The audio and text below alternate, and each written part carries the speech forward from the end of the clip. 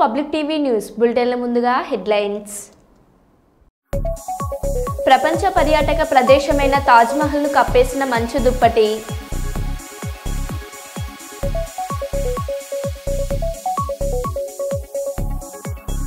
Madhapur Ayyappa society అక్రమ నిర్మాణం వద్దకు చేరుకున్న బాహుబలి క్రేన్.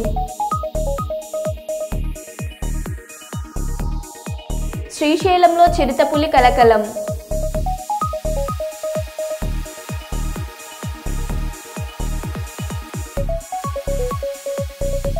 ఫార్ములా ఈ కేసులో విచారణ కోసం నందినగర్ నివాసం నుండి ఏసీబీ ఆఫీస్కు బయలుదేరిన కేటీఆర్.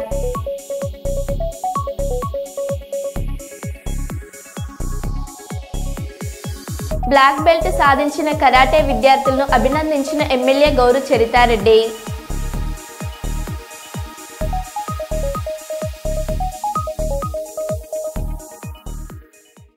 ఇక వివరాల్లోకి వెళ్తే, తెలంగాణ రాష్ట్ర రోడ్డు రవాణా శాఖ ఆధ్వర్యంలో హన్మకొండలోని హైగ్రీవచారి గ్రౌండ్లో ఏర్పాటు చేసిన ఎలక్ట్రికల్ బస్సులను ముఖ్య అతిథులుగా పాల్గొని ప్రారంభించిన తెలంగాణ రాష్ట్ర రోడ్డు రవాణా శాఖ మంత్రి శ్రీ పొన్నం ప్రభాకర్, రాష్ట్ర రెవెన్యూ గృహ నిర్మాణ సమాచార శాఖ మంత్రి శ్రీ పొంగులేటి శ్రీనివాసరెడ్డి, రాష్ట్ర అటవీ దేవాదాయ శాఖ మంత్రి శ్రీమతి కొండ సురేఖ, వరంగల్ పశ్చిమ నియోజకవర్గ శాసనసభ్యులు శ్రీ నాయన్ రాజేందర్ రెడ్డి, శాసనసభ్యులు Shri Revur Prakash Reddy, Shri KR Nagaraju, MLC Shri Baswaraj Saraiah, Warangal parliament సభ్యులు శ్రీమతి కడియం కావ్య, నగర మేయర్ శ్రీమతి గుండు సుధారాణి, కూడా చైర్మన్ శ్రీ ఎనగల వెంకట్రామరెడ్డి తదితరులు పాల్గొన్నారు.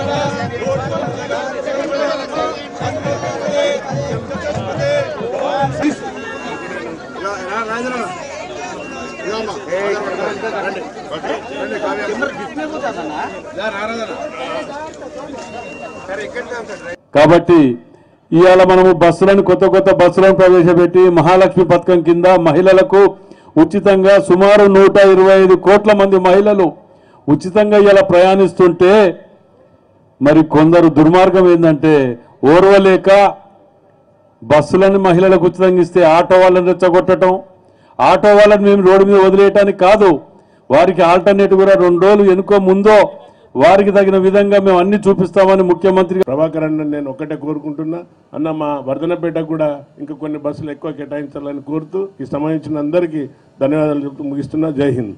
స్థానిక పార్లమెంట్ సభ్యులు పెద్దల మాటకు వెళ్ళి వాళ్ళ హెల్త్ చెకప్ గవర్నమెంట్ హాస్పిటల్స్లో, ఉస్మానియాలో కానీ గాంధీలో కానీ ఇట్లాంటి హాస్పిటల్స్లో చూపించుకొని అక్కడ ఉండి సర్జరీలు చేయించుకొని రూపాయి పైసా కూడా ఖర్చు కాకుండా మళ్ళీ ఇళ్లకు తిరిగి వస్తున్నారు. అంటే వాళ్ళు ఆ ఆలోచన కూడా ఎప్పుడు చేయకుండొచ్చు హైదరాబాద్ పోవాలి అని, కానీ ఇప్పుడు ఈ బస్సు ఫ్రీ పుణ్యాన వాళ్ళు అక్కడి వరకు కూడా వెళ్ళి రాగలుగుతున్నారు, పుణ్యక్షేత్రాలు కూడా దర్శించుకోగలుగుతూ ఉన్నారు.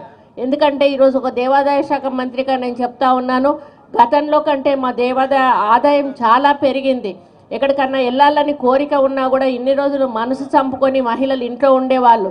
ఒక ఏజ్ వచ్చిన తర్వాత రాబోయే సంక్రాంతి శుభాకాంక్షలు కూడా తెలియజేస్తా ఉన్నాం. డిసెంబర్ 9 తెలంగాణ ప్రభుత్వం ప్రజాపాలన మీ అందరి ఆశీర్వచనంతో అధికారంలోకి వచ్చిన తర్వాత 7 తారీఖు ప్రమాణ స్వీకారం చేసి 9:48 గంటల్లో మేము ఇచ్చిన మాట ప్రకారంగా తెలంగాణలో ఉన్నటువంటి అక్కా చెల్లెలందరికీ ఉచితంగా బస్ ప్రయాణ సౌకర్యాన్ని ప్రారంభించుకున్నాం. డిసెంబర్ 9, 2023 ఇలా 6వ తేదీ జనవరి 2025 దాదాపు సంవత్సరం దాటి కొద్ది రోజులు అవుతుంటే ఇప్పటికీ 125 కోట్ల మంది మహిళలు వివిధ గమ్య స్థానాలకు ఉచితంగా ఆర్టీసీ బస్సును ప్రయాణానికి ఉపయోగించుకున్నారు. ఇది ఒక గొప్ప కార్యక్రమంగా భావిస్తా ఉన్నాను. అందులో ఈ సందర్భంగా ఈ కార్యక్రమం విజయవంతం కావడానికి ప్రభుత్వం ఆర్థికంగా సహకారం అందిస్తుండొచ్చు, కానీ ఓవర్ డ్యూటీలు ఉన్నప్పటికీ కూడా బస్సులకు సంబంధించినటువంటి ప్రయాణికుల భారం ఆక్యుపెన్సీ రేట్ గతంలో ఉన్నదానికి రెట్టింపు అయినప్పటికీ కూడా నా ఆర్టీసీకి ఆయువు పట్టైనటువంటి డ్రైవర్లు కండక్టర్లు ప్రత్యక్షంగా చూసిన ఈ ప్రభుత్వం 200% పైగా కాస్మెటిక్ ఛార్జీలు పెంచి పేదోడి ముఖంలో ఆనందాన్ని మన ఇందిరమ్మ ప్రభుత్వం గౌరవ ముఖ్యమంత్రి రేవంత్ రెడ్డి గారి నాయకత్వంలో చేసిన మాట నిజం అవునా కాదో ఒక్కసారి ప్రతిపక్షంలో ఉన్న నాయకులు గుండె మీద చేసుకొని ఆలోచించాల్సిన అవసరం ఉంది. ఇక ఆర్టీసీ దండగని, ఆర్టీసీని మూసేయాలని, ఆర్టీసీని మూసేసే తరుణంలో ఆర్టీసీ కార్మికులు నాకు తెలిసి 57 రోజులో 58 రోజులో ఉధృతంగా నిరాహార దీక్షలు చేస్తే అది ఆనాటి ప్రభుత్వం మీద ఎక్కడ ప్రభావం పడుద్దో అని ప్రైవేటు పరం చేయటం చివరి సంతకం పెట్టడానికి సిద్ధమైన ఆనాటి ముఖ్యమంత్రి గారు దాన్ని యూటర్న్ చేసుకుంటే మన ఇందిరమ్మ ప్రభుత్వం వచ్చిన తర్వాత దండగా అన్న ఆర్టీసీని పండగ వాతావరణాన్ని చేసి ఆర్టీసీ కార్మికులకి పూర్తి భద్రత ఇచ్చిన ప్రభుత్వం మన ఇందిరమ్మ ప్రభుత్వం. నిజమా కాదా వాళ్ళు ఆలోచించాలి. కాకినాడ జిల్లా జగ్గంపేట స్థానిక ఆర్యవేశ కళ్యాణ మండపం వద్ద నుండి విజయవాడలో ఈరోజు సాయంత్రం 4 గంటలకు రాష్ట్ర ఆర్యవేశ వెల్ఫేర్ మరియు డెవలప్మెంట్ కార్పొరేషన్ డైరెక్టర్గా ప్రమాణ స్వీకారం చేసేందుకు తెలుగుదేశం పార్టీ రాష్ట్ర వాణిజ్య విభాగం అధికార ప్రతినిధి కొత్త వెంకటేశ్వరరావు, జగ్గంపేటకు చెందిన ఆర్యవేశ ప్రముఖులు, శ్రేయోభిలాషులు, సన్నిహితులతో కలిసి బయలుదేరి వెళ్లారు. ముందుగా పొట్టి శ్రీరాములు, మహాత్మా గాంధీ విగ్రహాలకు పూలమాలలు వేసి అంజలి ఘటించారు. ఈ సందర్భంగా కొండబాబు మాట్లాడుతూ, నన్ను రాష్ట్ర ఆర్యవేశ కార్పొరేషన్ డైరెక్టర్గా నియమించిన ముఖ్యమంత్రి చంద్రబాబుకి, ఉప ముఖ్యమంత్రి పవన్ కళ్యాణ్కి, MLA TDP board member Jyothula నెహ్రూకి, జిల్లా టీడీపీ అధ్యక్షులు జ్యోతుల నవీన్కి కృతజ్ఞతలు తెలియజేస్తున్నానన్నారు. ఆర్యవైశ్య కులంలో అనేక మంది పేదవారు కూడా ఉన్నారని, వారిని గుర్తించి వారిని ఆదుకోవాలని ఈ సందర్భంగా ప్రభుత్వానికి తెలియజేస్తున్నానని అన్నారు. ఈ కార్యక్రమంలో దారా శ్రీనివాస్, మండల ఆర్యవైశ్య సంఘం అధ్యక్షులు చిత్రపు బాబు, బొండ వీరబాబు తదితరులు పాల్గొన్నారు.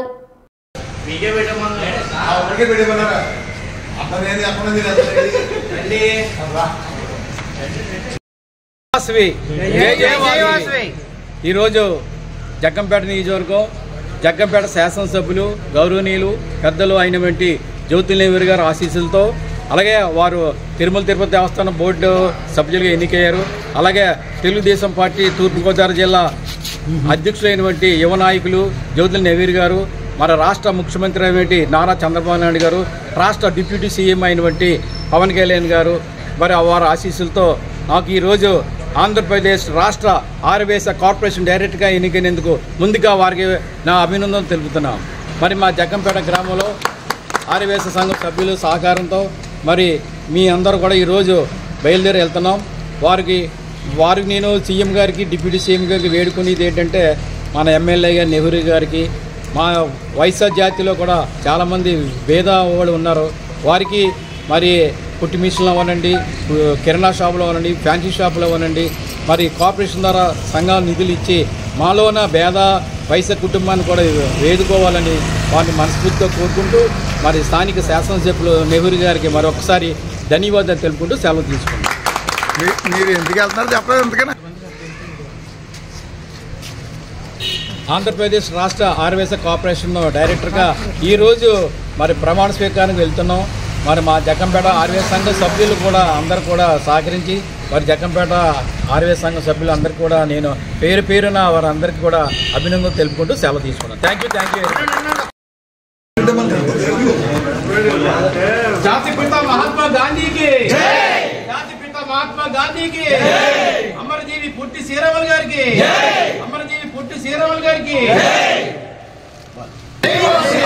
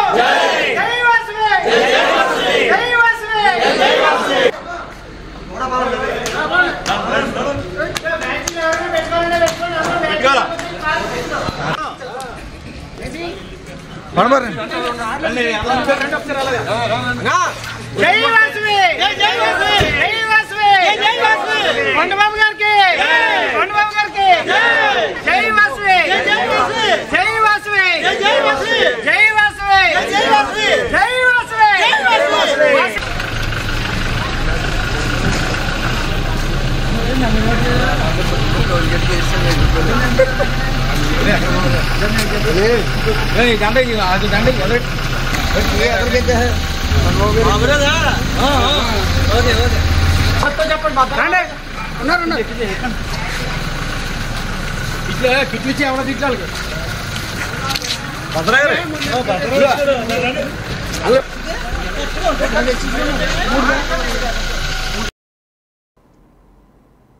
వరంగల్లో జరిగిన బంజారా క్యాలెండర్ ఆవిష్కరణలో ముఖ్య అతిథిగా పాల్గొన్న ప్రభుత్వ whip Dornakal MLA doctor Ramachandar Naik రెండింతల నిధులు కేటాయించడం జరిగింది. అదేవిధంగా సేవాలాల్ గారి మరి అంటే ఒక స్టాచ్యూని హైదరాబాద్లో ఎక్కడో ఒక దగ్గర దానికి ఒక ప్లేస్ చూడండి, సేవాలాల్ గారి స్టాచ్యూని కూడా నెలకొల్పుకుందామని ఒక స్మారక స్థలం వెతకండి, అది కూడా చేసుకుందాం అని చెప్పి సీఎం గారు చెప్పడం జరిగింది. మొన్న అసెంబ్లీలో సీతారామనాయక్ మామ గారు నాకు ఫోన్ చేసి, మామ అన్నీ అడుగుతున్నావు కానీ షెడ్యూల్ 8th షెడ్యూల్ గురించి అడగమంటే అది కూడా అడగడం జరిగింది. ముందు వరుసలో ఉన్న నలుగురే మిగిలినాం, నలుగురే 5గురు, అనిల్ జాదవ్తో కలుపుకుంటే 5గురు ఎమ్మెల్యే. ఒకప్పుడు గిరిజన గత బంజారా ఎమ్మెల్యేలు ज़्यादा रहते थे, आदिवासी एमएलए कम रहते थे. अब रिवर्स वेगी, वो 7 मन के अच्छा 8 मन के अच्छा 7 मन के वो वेगी, अपन 5 मन के अच्छा. కాబట్టి సీఎం గారికి 8th షెడ్యూల్లో కలపాలనగానే వెంటనే నెక్స్ట్ అసెంబ్లీలో పెట్టమని కూడా ఆదేశాలు జారీ చేయడం జరిగింది. అదేవిధంగా ఇంకొకటి SC/ST కమిషన్ కూడా అన్ని రాష్ట్రాల్లో వేరు ఉన్నా కానీ మన రాష్ట్రంలో కంబైన్డ్గా చలామణి అవుతుంది కాబట్టి దాన్ని కూడా సపరేట్ చేయాలని చెప్పడం జరిగింది. దాన్ని కూడా వారు స్పందించి వెంటనే CS పక్కనే శాంతాకుమార్ గారికి ఆదేశాలు ఇవ్వడంతో శరత్ నాయక్ గారిని అక్కడ ST కమిషన్ దగ్గర కూడా పిలిపించడం జరిగింది. వారు 4-5 నెలల్లో ఈ కమిషన్ కూడా సపరేట్ చేస్తామని చెప్పేసి ఒక మరి వాంగ్మూలం ఇవ్వడం జరిగింది. ఏదేమైనా కానీ మనం కలిసి పెద్దపల్లి జిల్లా గోదావరిఖని పట్టణంలో స్థానిక ప్రధాన చౌరస్తాలో యువజన కాంగ్రెస్ కార్పొరేషన్ అధ్యక్షులు కౌటం సతీష్ ఆధ్వర్యంలో రాష్ట్ర రైతాంగానికి ఇచ్చిన మాట ప్రకారం వ్యవసాయ భూములన్నింటికీ ఎకరాకు 12,000 రూపాయల చొప్పున రైతు భరోసా పథకం, అలాగే వ్యవసాయ భూములు లేని రైతులకు సంవత్సరానికి 12,000 రూపాయల చొప్పున ఇందిరమ్మ ఆత్మీయ భరోసా పథకం కింద సహాయం చేయాలని, ఎన్నో ఏళ్లుగా పెండింగ్లో ఉన్న కొత్త రేషన్ కార్డులు జారీ చేయాలని నిర్ణయించిన ముఖ్యమంత్రి రేవంత్ రెడ్డి, మంత్రివర్యులు శ్రీధర్ బాబు, రామగుండం ఎమ్మెల్యే మక్కన్ సింగ్ రాజ్ ఠాకూర్ చిత్రపటానికి పాలాభిషేకం మరియు స్వీట్ల పంపిణీ నిర్వహించారు. ఈ కార్యక్రమంలో కాంగ్రెస్ పార్టీ సీనియర్ నాయకులు, కార్యకర్తలు తదితరులు పాల్గొన్నారు.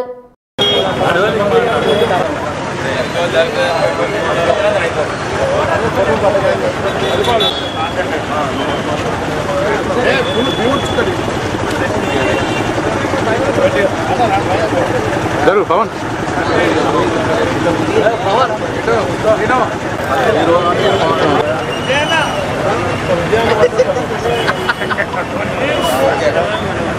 అన్నా 4 మహిళలందరూ కోపి అన్న కింది విజయ్ సార్ మహిళా గ్రూప్ అందరూ కోపి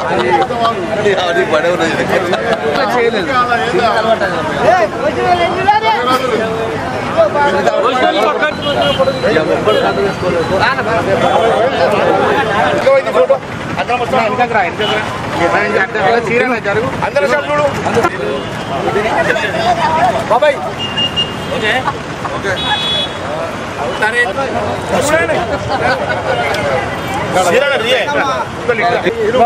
అక్కడ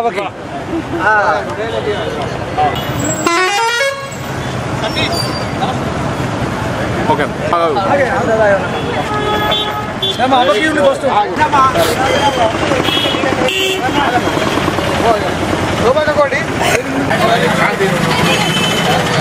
మహిళా కాంగ్రెస్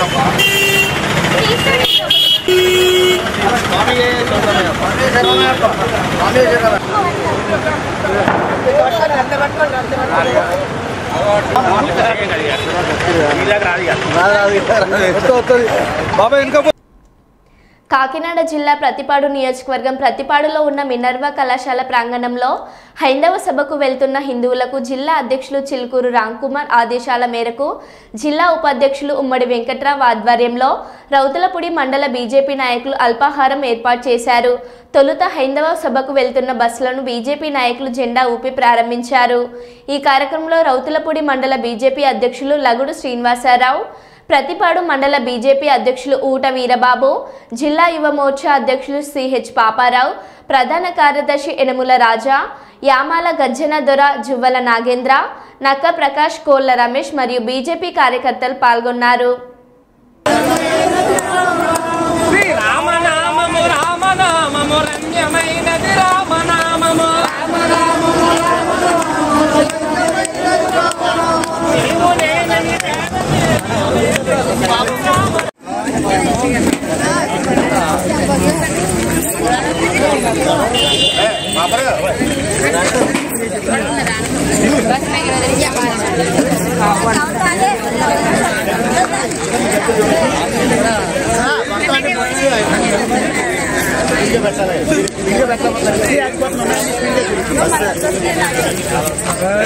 హన్మకొండ హైగ్రీవాచారి మైదానంలో ఆర్టీసీ ఎలక్ట్రికల్ బస్సులను ప్రారంభించనున్న కార్యక్రమంలో ఏర్పాటు చేసిన బ్యానర్లలో రాష్ట్ర డిప్యూటీ సీఎం బట్టి విక్రమార్క ఫోటోను మర్చిన అధికారులు, తప్పును గుర్తించి కార్యక్రమానికి ముందు డిప్యూటీ సీఎం ఫోటోను అతికించిన అధికారులు.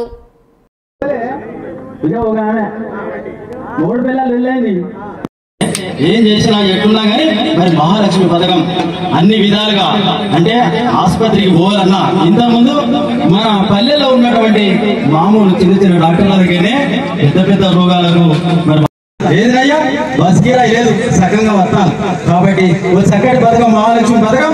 మరి ఒక సంవత్సరం లోపలే 116 కోట్ల మంది మహాలక్ష్మి పథకం ద్వారా ప్రయాణం చేశారు. మా అక్కలు మా చెల్లెలు ఈ తెలంగాణ రాష్ట్రంలో ఉన్నటువంటి మరి మహిళా సోదరులు అందరూ కూడా.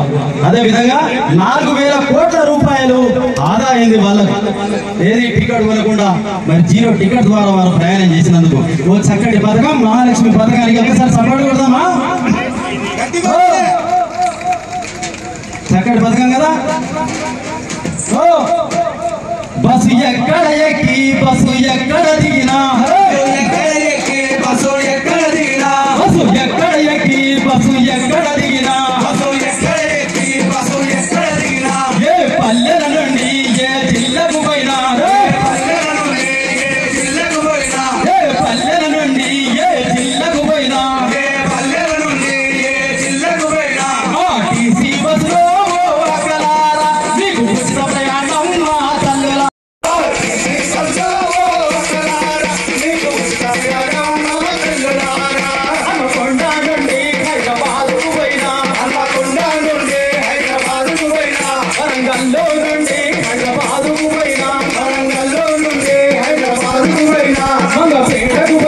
కుప్పం నియోజకవర్గంలో 2 రోజుల పర్యటన నిమిత్తం సొంత నియోజకవర్గంకి వస్తున్న సీఎం చంద్రబాబు పర్యటనను విజయవంతం చేయాలని రాష్ట్ర APSRTC vice chairman P S Muniratnam తెలిపారు. 2 రోజుల పాటు జరగనున్న ఈ పర్యటనలో అనేక అభివృద్ధి కార్యక్రమాలకు శంకుస్థాపన చేయనున్నారని అన్నారు.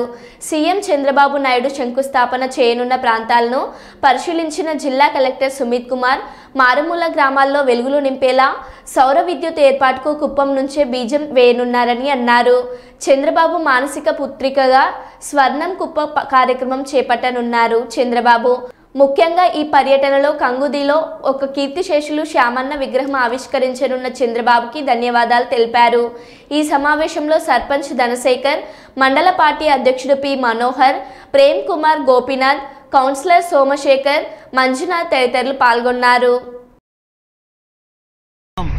వెంటనే రాలేని పరిస్థితిలో ఆయన సతీమణి తన సొంత నియోజకవర్గానికి సంబంధించినటువంటి ప్రజల యొక్క సమస్యల గురించి కానీ ఇక్కడ ఉన్నటువంటి మహిళల యొక్క అభివృద్ధి గురించి యువత గురించి మేడం భువనేశ్వర్ గారు కూడా 3 నెలలకు ఒకసారి పర్యటనలో వస్తున్నారు. కాకపోతే ఈ రోజు గౌరవ ముఖ్యమంత్రి గారు కుప్పం పర్యటన ఖరారు చేసి రేపు మీకు షెడ్యూల్ ఆల్రెడీ మీకు తెలిసి ఉంటుంది. రేపు మధ్యాహ్నం వస్తున్నారు. మొట్టమొదటి కార్యక్రమం ఏదైతే ఆయన ఈ కుప్పం నియోజకవర్గాన్ని ఒక ఆదర్శ నియోజకవర్గంగా చేయాలని అన్ని అంశాల్లో కుప్పాన్ని చూసి ప్రతి ఒక్క ప్రాంతం కూడా అభివృద్ధి చెందే విధంగా దీనికి 5 సంవత్సరాలకు సంబంధించి ఒక విజన్ డాక్యుమెంట్, అంటే 5 సంవత్సరాల్లో కుప్పం స్వర్ణ కుప్పంగా ఇక్కడ ప్రతి ఒక్క అభివృద్ధి కార్యక్రమం, ప్రధానంగా మీకు అందరికీ తెలుసు ఇక్కడ ఎయిర్పోర్ట్ కానీ, అదేవిధంగా పరిశ్రమలు కానీ, ఇక్కడ యువతకు ఉపాధి కల్పించే కార్యక్రమం కానీ, అదేవిధంగా సౌర విద్యుత్ శక్తితో ప్రతి ఒక్క ఇంటికి కూడా ఎలక్ట్రిసిటీ ట్రెడిషనల్గా ఉన్నటువంటి విద్యుత్ కాకుండా సూర్య రశ్మితో చేసేటువంటి ఎలక్ట్రిసిటీ ఇవ్వాలనే ఉద్దేశంతో కార్యక్రమాలు చేపట్టడం కానీ, అదేవిధంగా వ్యవసాయ అభివృద్ధి, రైతులకు సంబంధించి గిట్టుబాటు ధర వచ్చేదానికి ఆ సఫల్ లాంటి NDDB project, national dairy development board తరఫున కార్యక్రమాలు కానీ ఇవన్నీ పెద్ద ఎత్తున తీసుకురావడానికి ప్రారంభోత్సవ కార్యక్రమాలు ఇవన్నీ చేసేదానికోసం మొదటి రోజు కార్యక్రమంగా ఉన్నది. రెండవ రోజు కూడా ప్రధానమైన కార్యక్రమంలో మొదటిది జననాయకుడు.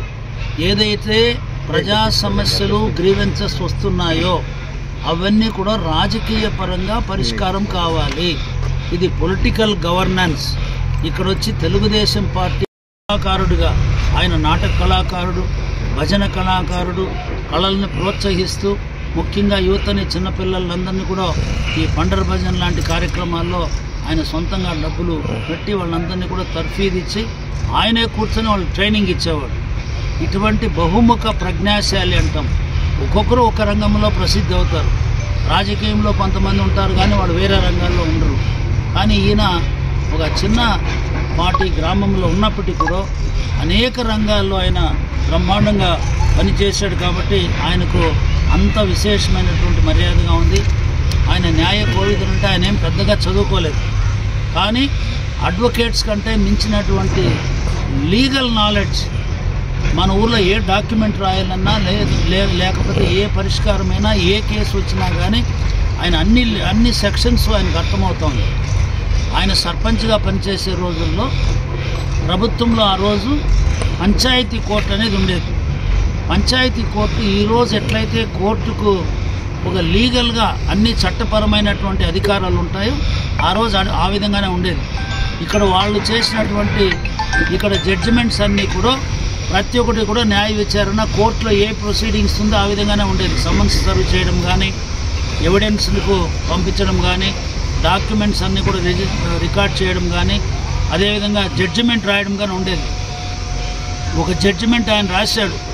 ఆయన రాసిన జడ్జిమెంట్ జిల్లా కోర్టుకు అప్పీల్ పోయింది. ఆ రోజు జిల్లా కోర్టులో ప్రముఖమైనటువంటి న్యాయవాది శ్రీనివాస్ అయ్యంగార్, ఆయన చాలా ఫేమస్ అడ్వకేటు, స్వాతంత్ర సమరయోధుడు. ఆయన ఇచ్చిన జడ్జిమెంట్ వ్యతిరేకంగా వేరే వాళ్ళకి ఆయన అడ్వకేట్ పెట్టుకొని ఆయన వాదించినా కానీ శ్యామన్న గారు రాసిన జడ్జిమెంటే కరెక్ట్ అని చెప్పి అక్కడ కోర్టులో తీర్పు వచ్చి మళ్ళీ ఇక్కడికే వచ్చి అక్కడే పోయి సెటిల్ చేసుకోండి అని చెప్పి వచ్చినటువంటి పరిస్థితులు ఉంది. ఎందుకంటే ఆయన నిష్పక్షపాతంగా కులాలు మతాలకు అతీతంగా ఉన్న వ్యక్తి. భారత్ పాకిస్తాన్ సరిహద్దుల ప్రగతి భవన్ చుట్టూ పోలీస్ పహారా ముళ్ళ కంచెలు వేశారు. డిసెంబర్ 7, 2023 మధ్యాహ్నం 1 గంటకు ముళ్ళ కంచెలను బద్దలు కొట్టారు. ప్రగతి భవన్ను ప్రజాభవన్గా మార్చారు. గత ప్రభుత్వం 10 సంవత్సరాలు ప్రభుత్వ ఉద్యోగాలలో ఉన్న ఖాళీలను భర్తీ చేయకపోవడం వల్ల ఉమ్మడి రాష్ట్రానికంటే ప్రత్యేక తెలంగాణ రాష్ట్రంలో మాకు ఎక్కువగా అన్యాయం జరిగిందని ఆలోచన చేసే పరిస్థితులు ఉత్పన్నమైనవి. అలాంటి పరిస్థితుల సందర్భంలో తెలంగాణ యువత సహకారంతో ప్రజాప్రభుత్వం, ప్రజాపాలన ఏర్పడ్డది. అప్పటి వరకు ప్రగతి భవన్గా పిలువబడే ఈ ప్రాంగణం భారత పాకిస్తాన్ సరిహద్దుల మధ్య ఏ విధంగా ముళ్ళ కంచెలేసి ఎప్పుడు పహారాలు కాస్తూ సైన్యం మోహరించి ఉంటుండేనో ఈ భవంతుల చుట్టూతో కూడా ముళ్ళ కంచెలతోటి అదే విధమైన పోలీసుల పహారాల చుట్టూత ఎప్పుడూ నిరంతరం కాపలా ఉంటుండే. అలాంటిది డిసెంబర్ 7, 2023 నాడు మధ్యాహ్నం 1 గంటకు ఈ భవంతుల చుట్టూతో ఉన్న ముళ్ళ కంచెల్ని పటాపంచలు చేస్తూ బద్దలు కొట్టి తెలంగాణ ప్రజలకు ఇందులో ప్రవేశం కల్పించడం జరిగింది. ఈరోజు ప్రగతి భవన్ నుంచి ప్రజాభవన్గా మారడం జ్యోతిరావు పూలే గారి పేరు పెట్టుకొని ఒక సామాజిక న్యాయాన్ని అందించాలి, తెలంగాణ యువతకు సమానమైన అవకాశాలు కల్పించాలన్న ఆలోచనతోటి ప్రతి కార్యక్రమాన్ని ప్రభుత్వం బాధ్యతాయుతంగా నిర్వహించడం మొదలుపెట్టింది. గత నెల 29వ తేదీన హైదరాబాద్లో Kio Japan Shotokan karate association India founder వారి ఆధ్వర్యంలో జరిగిన బెల్ట్ టెస్ట్ పరీక్ష 8 కరాటే విద్యార్థులు బ్లాక్ బెల్ట్ సాధించడం జరిగింది. పాణ్యం ఎమ్మెల్యే శ్రీమతి గోరు చరితారెడ్డి గారి చేతుల మీదుగా కరాటే విద్యార్థులకు సర్టిఫికెట్లు అందజేయడం జరిగింది. ఈ కార్యక్రమంలో మాజీ మార్కెట్ యార్డ్ చైర్మన్ పెరుగు పురుషోత్తం రెడ్డి, తెలుగు యువత రాష్ట్ర ప్రధాన కార్యదర్శి ప్రభాకర్ యాదవ్, కరాటే మాస్టర్లు గౌస్ శేఖర్, మునాఫ్, విద్యార్థులు లోకేశ్వరి, జగన్, మునాఫ్, మాన్విత్, అర్జున్, ప్రదీప్, ఫాల్, నిజాముద్దీన్, జేసీ పాల్గొన్నారు.